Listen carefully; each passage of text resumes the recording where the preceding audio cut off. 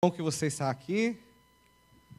Neste momento nós vamos ouvir um louvor especial pela Eveline. Estamos felizes porque ela está aqui nessa noite. Seu esposo Gilberto Apolinário. O seu pai Isaías, meu amigo, desde lá do Mato Grosso, quando eles iam lá. Que Deus possa ser louvado através da mensagem.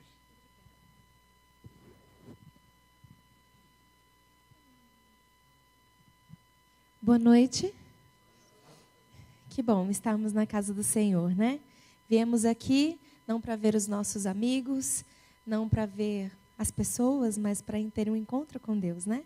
Para ver o Senhor, para estar com Ele, para aprender mais sobre Ele, para caminhar com Ele e sairmos daqui novas criaturas, renovadas, purificadas e transformadas por Deus.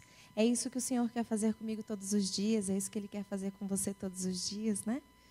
E é uma bênção isso. Eu espero que você abra sua mente, o seu coração nessa hora, para que Ele possa fazer morada e mudar completamente a sua vida, mudar completamente o seu coração. E você saia daqui, da casa do Senhor, uma nova criatura.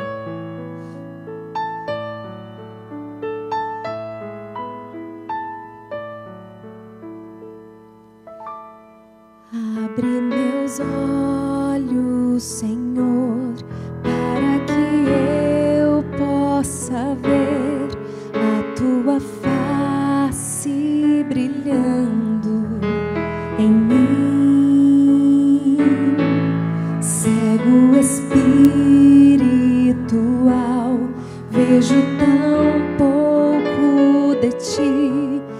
Abre meus olhos, eu quero te ver. Restaura-me, restaura-me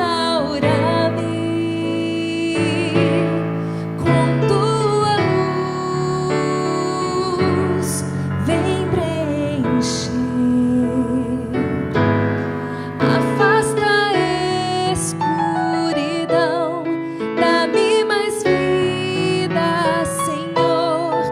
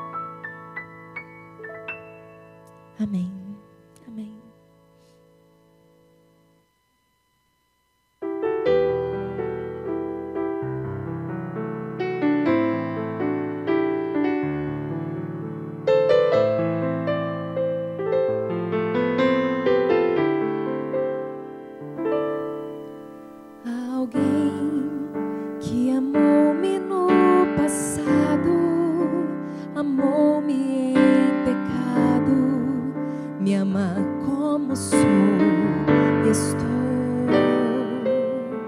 Alguém que não julga o que fui, não aponta as minhas quedas, me levanta com amor. Alguém que perdoa os meus pecados, apaga minha culpa, me dá forças para seguir. Alguém que se deu em meu lugar, se deu por minha causa, se entregou para me salvar. É Jesus, esse alguém que vai findar com toda a dor, enxugar dos olhos o passado e o pranto, cessar o sofrimento. É Jesus, esse alguém que não se cansa de amar, de chamar e convidar o pecador a encontrar só nele o aliviador.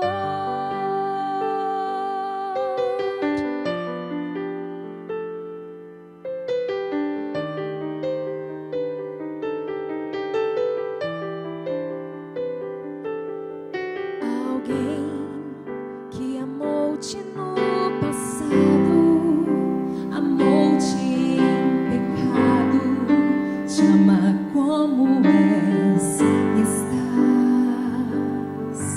Alguém que não julga o teu pensar, não aponta as tuas quedas, te levanta com amor. Alguém que perdoa os teus pecados, apaga tua culpa, te dá forças para seguir. Alguém que se deu em teu lugar, se deu por tua causa, se entregou para te salvar. É Jesus, esse alguém que vai findar com toda a dor, enxugar dos olhos o passado e o pranto, cessar o sofrimento. É Jesus, esse alguém que não se cansa de amar, de chamar e convidar o pecador a encontrar só nele o aliviador. Esse alguém que não se cansa de amar, de chamar e convidar o pecador a encontrar só nele o aliviador.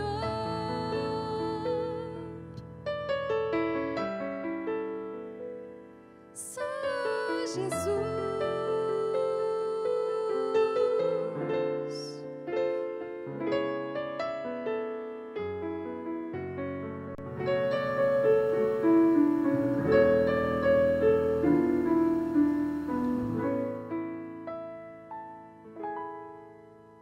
Amém.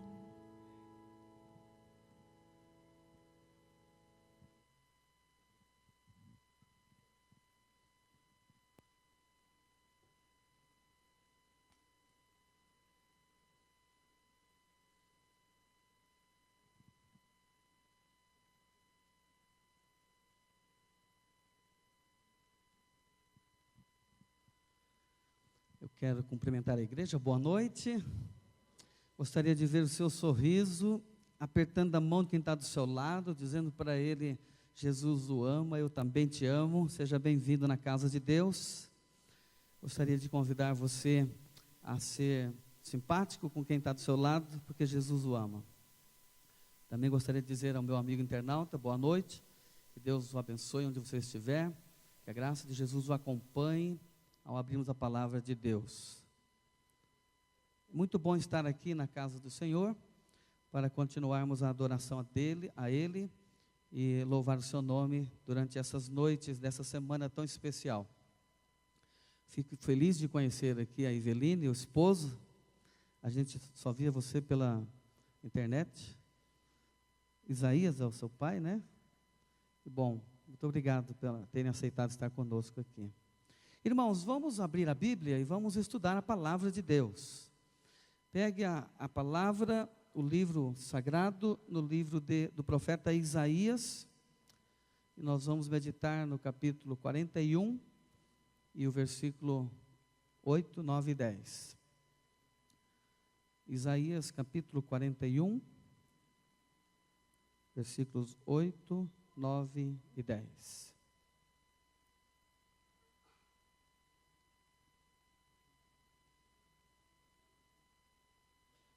Vou fazer a leitura bíblica e depois vamos meditar nas lições espirituais. 41, 8. Porém tu, ó Israel, servo meu, tu, Jacó, a quem elegi descendência de Abraão, meu amigo, tu, a quem tomei desde os fins da terra e te chamei dentre os seus mais excelentes, te disse: tu és o meu servo, a ti escolhi, nunca te rejeitei. Não temas, porque eu sou contigo, não te assombres, porque eu sou teu Deus, eu te fortaleço e te ajudo, e te sustento com a destra da minha justiça. 8 a 10. Não temas, porque eu sou contigo, não te assombres, porque eu sou teu Deus, eu te fortaleço, eu te ajudo, e eu te sustento com a destra da minha justiça. Eu gosto muito do livro do profeta Isaías. Alguns estudiosos da Bíblia chegam a dizer que Isaías é o evangelho do Velho Testamento. Ele tem 66 capítulos, 39 refere-se a promessas da vinda do Messias, e os 27 capítulos finais falam do que o Messias fará quando ele chegar. E é interessante que a Bíblia toda é uma coleção de revelações de um Deus vivo, um Deus poderoso, um Deus capaz, um Deus eficaz, um Deus que transforma quando coloca a mão, um Deus que olha para o pecador, um Deus que ama incondicionalmente, um amor eterno, um amor sem fim. E no capítulo 41, que é o capítulo que nós estamos meditando hoje à noite, Deus tem uma preocupação em mente, Deus tem uma contenda com a nação de Israel, que é a sua igreja, por um detalhe muito especial. Havia, nos dias de Isaías, 4 pecados predominantes na nação. Eles tinham se apostatado de Deus, praticavam a idolatria, a violência e a imoralidade. Adulteravam, oprimiam os pobres, desprezavam as viúvas. Mas o capítulo 41, Deus tem uma contenda pela questão da idolatria, porque eles estavam se distanciando do Deus de Israel, estavam tendenciosos a praticar a idolatria, a voltar-se para os ídolos das nações vizinhas, e adotando os ídolos como uma religião, prática da sua religião. Então, o capítulo 41 se divide em 3 partes. Se você for do versículo 1 ao versículo 9, Deus está mais ou menos dizendo para os adoradores de ídolos: vocês estão praticando uma tolice. Olhem o que eu fiz, olhem os feitos que eu fiz por vocês, olha como eu libertei vocês, olha como eu abri o mar vermelho. Até o 9, Deus está dizendo isso. É uma tolice voltar-se para os ídolos. Do versículos 10 ao versículo 20, Deus encoraja o povo: olha, se vocês me adorarem, vocês não vão se decepcionar. Não temam, eu sou contigo, eu vou prover vocês nas dificuldades, eu vou cuidar de vocês, as bênçãos serão abundantes. E do versículo 21 até o versículo 29, Deus é como se Deus estivesse desafiando os próprios ídolos para dizer: faça alguma coisa, provem que realmente vocês podem competir comigo e provem que realmente vocês merecem a adoração que pertence somente a mim. Então, eu acho interessante essa descrição do profeta e essa preocupação de Isaías em trabalhar a questão da necessidade de sermos fiéis a Ele, e somente a Ele, de adorá-lo na beleza da sua santidade. Quantos de vocês aqui têm alegria de adorar a Deus? Gostaria de ver sua mão erguida. Diga amém, né? Vale a pena, né? Nos versos, no texto, Deus está mostrando a grandeza do seu poder, a sua majestade.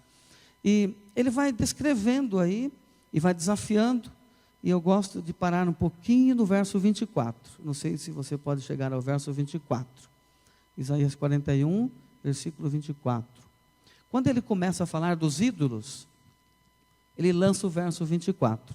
E antes de ler o verso 24, eu gostaria de fazer uma pergunta para a igreja. Gostaria de ouvir de vocês uma pergunta simples, fácil, uma simples resposta. Mas o que é nada? Alguém pode me ajudar? Alguém pode responder daí? O que é nada para você? Ausência de tudo. Quem mais? Alguém pode me ajudar? O que é nada? Eu gosto muito das respostas das crianças. Quando a gente pergunta o que é nada, eles dão a resposta mais espontânea possível. Não sei se tem alguma criança aqui. O que é nada? Olha, a resposta que as crianças dão, quando você fala o que é nada, eles balançam o ombro, olha para você e diz: nada é nada.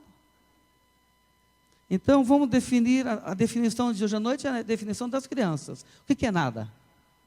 Nada é nada. Então, Deus está contendendo com a nação, e está contendendo com os próprios deuses, está desafiando os adoradores dos deuses, dos ídolos, e está dizendo do que está no verso 24. Vamos ler o verso 24.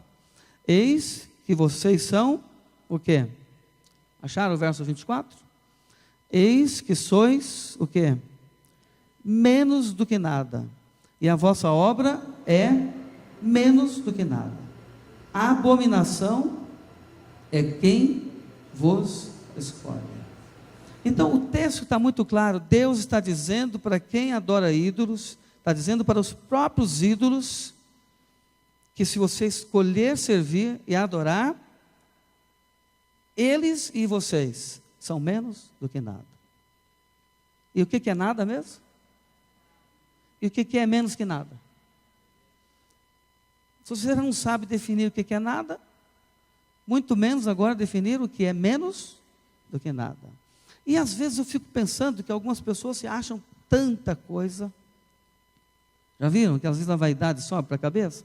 Alguns, porque têm mais bens financeiros que outros, se acham, se julgam. Alguns porque têm uma mente privilegiada, um cérebro mais privilegiado, acham que por isso são especiais. Alguns são entendidos mais do que outros em certas áreas. Alguns são mais bonitos, até receberam um porte físico mais atlético e se julgam ser tanta coisa. Mas para Deus, desde o seu nascimento, desde que você veio à existência dessa terra, enquanto você não entrega a vida a Deus e escolhe servir ao Deus verdadeiro, você já está adorando um outro ídolo.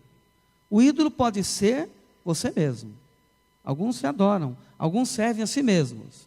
E o ídolo pode ser alguma coisa acariciada mais do que Deus, tomando o lugar que deveria ser de Deus. Então, para quem segue assim, desnorteado daquilo que Deus gostaria que fosse, a Bíblia está dizendo: você é menos do que nada. Menos do que nada. E se você seguir nessa direção, a Bíblia está dizendo um termo no final do verso 24, é abominação. E abominação, na linguagem hebraica, é algo que Deus, que traz nojo para Deus. É algo que Deus não se agrada, é algo que deixa Deus muito triste, muito infeliz. Então, é apresentar-se a Deus como algo que Deus não está querendo receber. Às vezes você se apresenta com alguém e oferece para alguém algo que ele não quer, isso não é nada legal, nada saudável. Então, o que o texto quer mostrar para nós aqui é que a distância de Deus, o nascer sem Deus e o viver sem Deus é menos do que nada. Se alguém morrer sem Deus, vamos supor que você não entrega a vida a Deus e viva sem Deus todos os dias da sua vida. Teve fama, teve posição, teve bons empreendimentos, teve boas realizações nessa terra, mas morreu sem entregar a vida a Jesus. Os anjos de Deus vão anotar junto ao seu nome, quando você morrer, aqui jaz um menos do que nada. Essa é a grande verdade.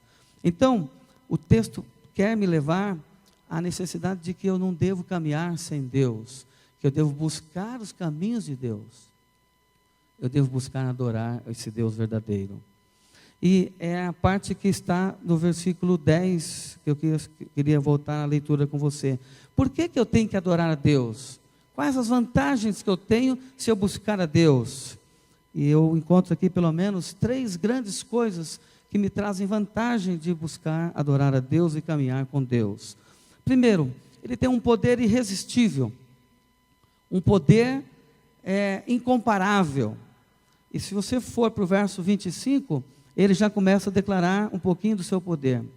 Ele fala: eu suscitei, enquanto ele falou do verso 22, 23, ele está desafiando os ídolos, está dizendo: olha, mostre alguma coisa que vocês podem fazer, mostre alguma declaração do que pode acontecer no futuro. Ele espera a resposta e os ídolos não falam, não ouvem, não podem ouvir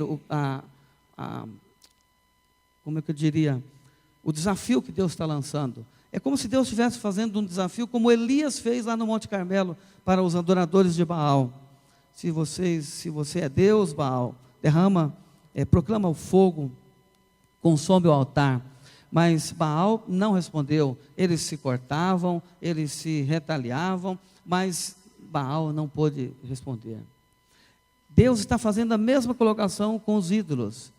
Fala alguma coisa, nem que seja boa. Se vocês não têm nada bom, pode declarar alguma coisa que seja ruim. Mas nada eles podiam responder. Então no verso 24, Deus declara isso: vocês são menos que nada. Vocês não têm, o que vocês fazem é menos do que nada.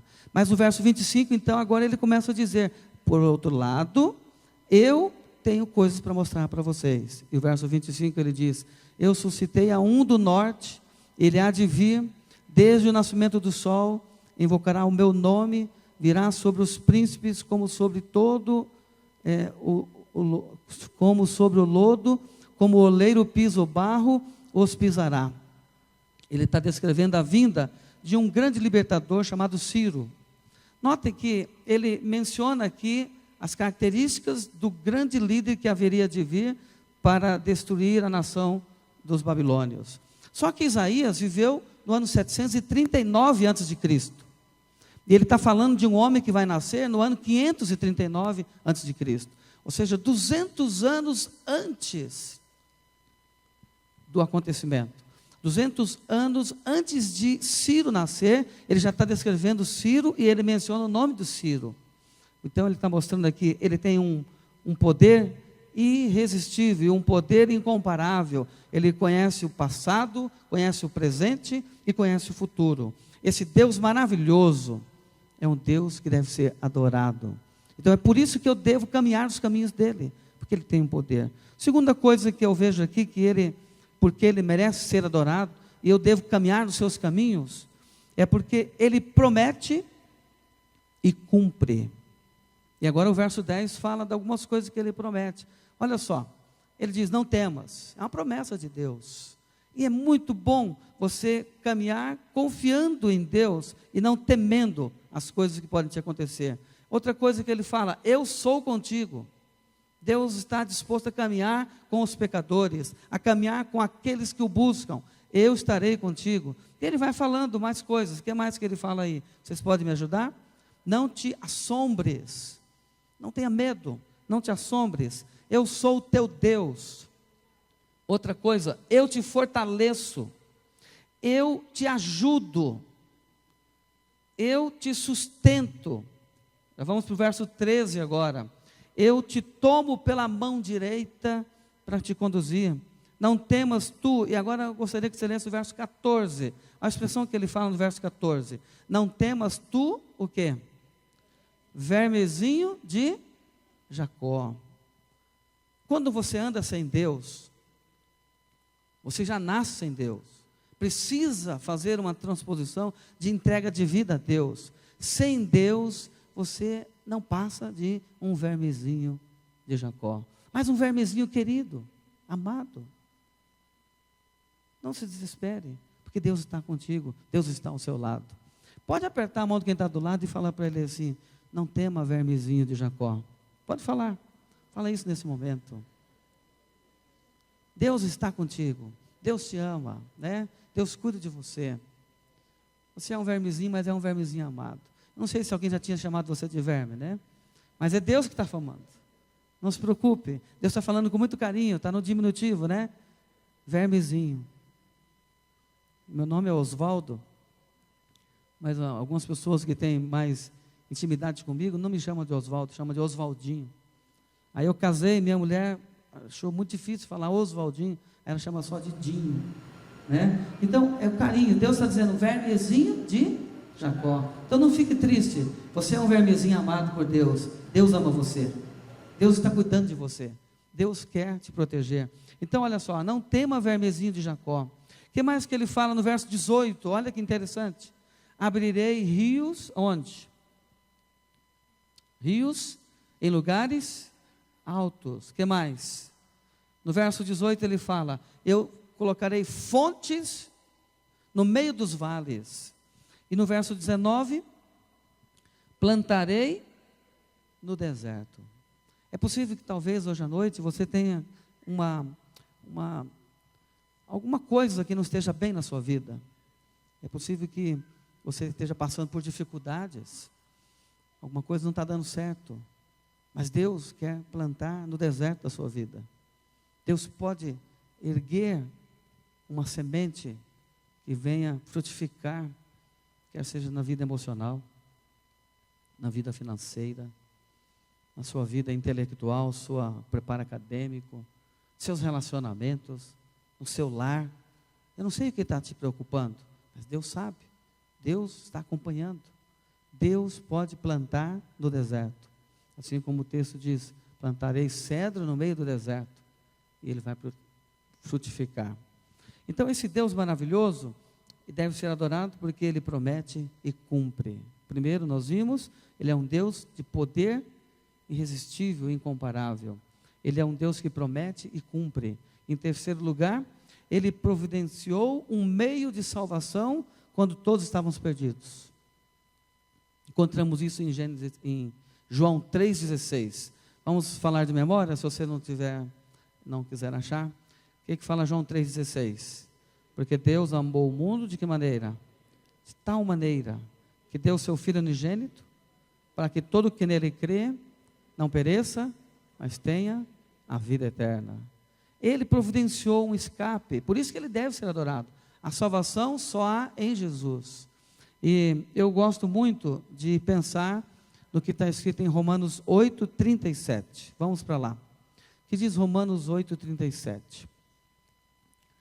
Enquanto você, em Isaías 41, versículo 24, quando não tem a Deus, não serve a Deus, quando procura ídolos, ele diz, você é um menos que nada, não dá nem para explicar. Em Romanos 8:37, ele faz uma promoção do pecador. O que ele diz em Romanos 8:37? Mas, o que fala aí? Em todas estas coisas, somos mais do que vencedores. Por meio de quem? Por meio daquele que nos amou. Enquanto você está numa parte da história, sem Deus, considerado menos que nada, porque você não está com Ele ainda, não o adora, não o serve, às vezes adora alguma coisa mais do que a Ele, é menos que nada. Deus promove você quando você encontra o Filho dele e segue a Jesus, entrega a vida a Jesus, para você se tornar mais do que vencedor. Vejam que promoção, a temática de Deus é extraordinária. Do menos que nada, Ele promove para o mais que vencedor. Porque Jesus Cristo venceu em seu lugar. Você não precisa mais se desesperar. Quando o inimigo te assaltar e te provocar, dizendo para você que você está fracassando, que você prometeu e cumprir algo e não cumpre, que você é uma pessoa sem confiança, que você é uma pessoa sem palavra, Deus está dizendo para você, você é mais que vencedor por meio de Jesus Cristo. Quantos são felizes por isso? Digo amém. Em todas as coisas, não é em qualquer coisa. Aquele que serve a Jesus, que entrega a vida ao Senhor, que procura andar nos caminhos de Deus, ele tem sucesso em todas as áreas. Pode não ter dinheiro como gostaria, pode não ter a saúde como gostaria, mas você é mais do que vencedor. Porque quem venceu no seu lugar? Jesus Cristo. E eu acho interessante que quando eu olho para a Bíblia e vejo a pessoa de Jesus Cristo, a descrição que a Bíblia faz sobre a vida de Jesus e os títulos que aparecem para Jesus, Jesus é a exata imagem de Deus. Quando ele estava lá com Filipe e os discípulos, falando do Pai, quem me vê a mim, vê o Pai. Em Hebreus, Paulo fala, Jesus é a exata imagem de Deus. Não é bonito isso? Extraordinário. Outra coisa, em Apocalipse, João fala, Jesus é o alfa e o ômega, é o princípio e o fim. Jesus é a palavra de Deus. Jesus é o último Adão, em 1 Coríntios. O primeiro Adão falhou. O segundo Adão veio para vencer, onde o primeiro falhou. Jesus é o sol da manhã. Jesus ilumina a vida dos pecadores. Jesus é a brilhante estrela da manhã. Jesus é o que vive. Jesus é o amém. Jesus é o caminho, que mais? A verdade e a vida. Jesus é a luz verdadeira. Jesus é o justo. Você não vai ser justo nunca diante de Deus, porque para você ser justo diante de Deus, Ele imputa a justiça de Jesus no seu lugar. Então Ele é o justo. Jesus é o leão da tribo de Judá.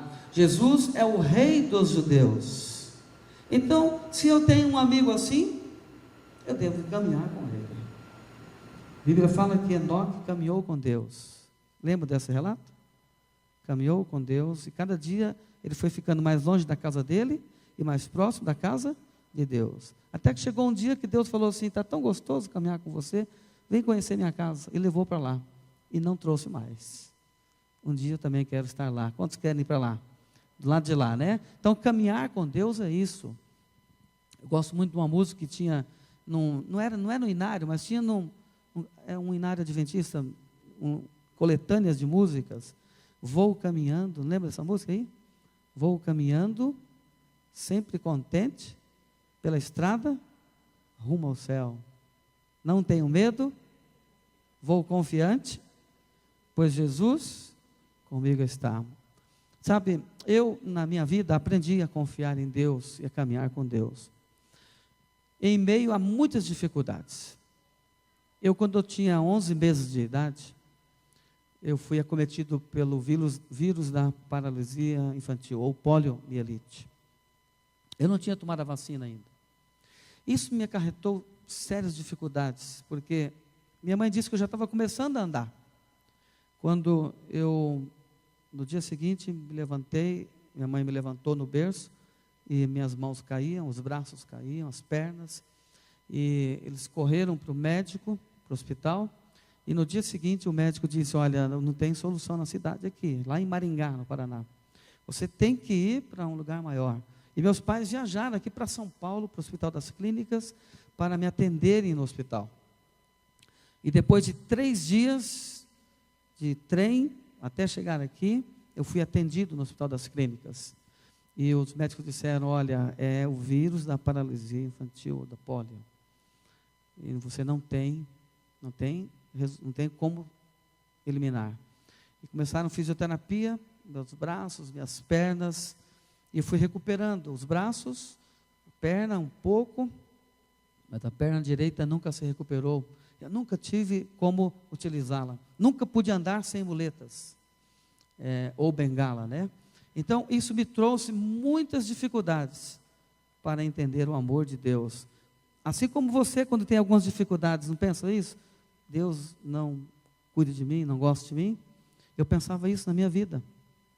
Eu fui crescendo e eu queria correr como os meus amigos corriam, brincava de pega-pega, e eles sempre me pegavam e eu não conseguia pegar ninguém. Eu queria subir nas árvores, até subia. Eu queria nadar nas águas, até aprendi a nadar no rio. Depois eu queria aprender a andar de bicicleta, até aprendi a andar de bicicleta. Mas eu tive sempre as limitações. E andar para mim é um desafio que eu gostaria muito de superar. Mas só vou superar quando eu estiver aonde? No céu. Só que as dificuldades da vida não podem fazer você deixar de caminhar com esse Deus extraordinário, esse Deus maravilhoso que segue ao nosso lado. E eu fui crescendo, lendo a Bíblia, estudando a palavra e desejando um dia poder ser curado. Eu li as histórias da Bíblia, Deus curando os cegos, curando os paralíticos, curando os leprosos, e eu ficava na minha adolescência pensando: Senhor, quão bom seria se o Senhor pudesse também me curar, quão bom seria se eu pudesse sair correndo e andando. Mas toda vez que eu orava e tentava sair correndo, eu nunca consegui sair. Então eu tive dificuldades, muitas dificuldades para entender o amor de Deus na minha vida. Assim como eu posso estar falando para alguém hoje à noite que esteja passando por dificuldades de compreender o amor de Deus. Mas eu aprendi a caminhar com Deus. Eu aprendi a depender dEle.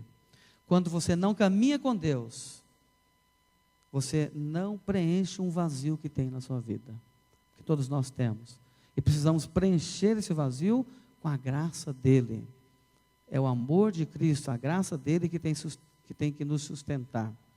E quando eu olho para o texto, em todas as coisas somos mais do que vencedores por aquele que nos amou, eu entendo que Jesus já venceu no meu lugar e que eu não preciso me desesperar, porque Ele está preparando um lugar melhor para todos nós.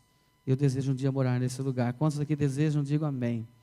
Ele vai restaurar todas as enfermidades, vai apagar todas as cicatrizes, Ele vai curar todas as ansiedades, todos os temores. Por isso que o texto está dizendo: não temas, eu sou contigo. Não te assombres, eu te sustentarei. Com a minha mão direita eu tocarei você e eu cuidarei de você. Então eu espero que Deus esteja na sua vida, que você deixe Deus andar com você e que você caminhe com Ele durante todos os dias da sua existência também. E eu gostaria também de dizer que esse Deus maravilhoso, que cuidou do povo no passado, cuidou de Israel no passado, Ele também cuida de mim ainda nos dias de hoje. Ele cuida de você também. Eu quero contar para vocês uma história amanhã, de como Deus me ajudou a entender o amor dEle, de uma maneira mais especial, numa lição muito difícil que Ele permitiu eu passar. Então, essa é uma história que eu quero contar no dia de amanhã. Mas hoje eu gostaria de que você saísse daqui pensando no que está escrito no verso 35, Romanos 8, 34 em diante, 35 em diante. Quem nos separará? Me ajude aí, irmãos. Quem nos separará do quê? Do amor de Cristo? A tribulação, a angústia, a perseguição, a fome, a nudez, o perigo, a espada, como está escrito, por amor de ti, somos entregues à morte, quanto tempo? Todo dia. Somos reputados como ovelhas para o matadouro. Mas em todas estas coisas, agora entendemos quais são as coisas: a morte, o perigo da espada, a perseguição, a violência. Em todas essas coisas nós somos o quê? Mais que vencedores. Nosso lar não é aqui. Aqui estamos apenas de passagem. Aqui estamos nos preparando para o lar eterno. E quando Jesus voltar, nós receberemos o galardão por ter caminhado com Deus. Hoje é um novo tempo para você caminhar com Deus. Quantos gostariam de caminhar com Deus hoje e sempre? Diga amém. Eu vou convidar a Eveline para cantar.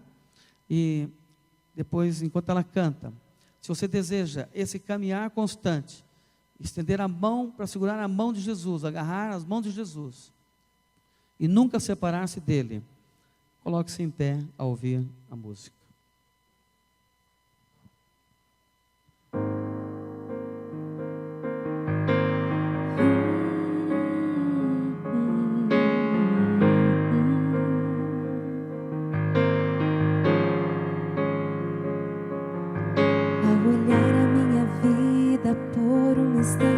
Percebo que errei por andar tão distante, caminhando bem sei por onde eu nunca deveria andar. Conheces o meu coração quebrantado, os sonhos que sonhei que ficaram frustrados, a dor que eu senti, o peso da culpa que me fez sofrer. A minha esperança e tudo que eu vi se perder ante os olhos meus, mas eu aprendi a confiar quando me entreguei em tuas mãos e tudo então mudou. Em minha vida renasceu a luz, brilhando como o sol. Jesus,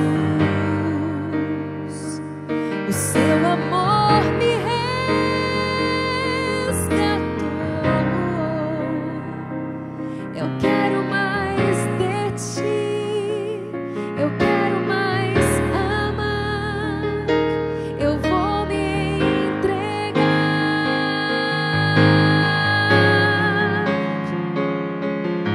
De joelhos tenho orado todos os dias, clamando o teu poder em minha vida, pois sei que sou fraco e só eu nunca poderei vencer. Andei na escuridão, mas agora eu vejo que em Jesus há salvação, e nele eu confio, pois me perdoou, limpou meu passado e hoje dele eu sou.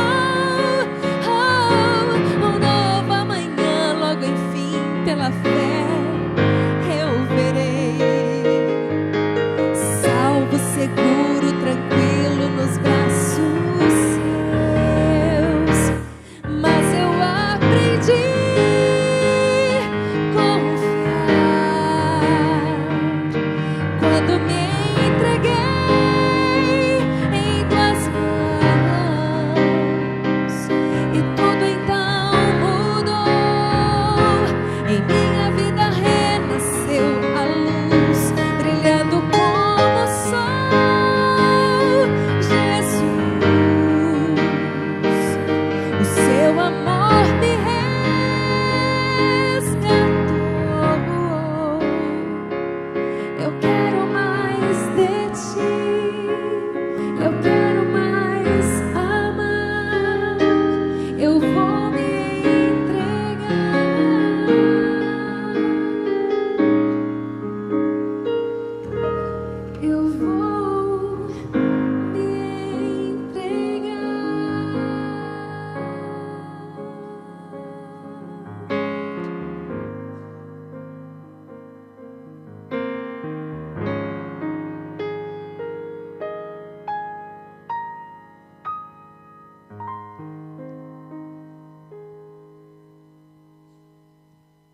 que bom poder confiar em Jesus, caminhar com Jesus até a eternidade. Vamos orar.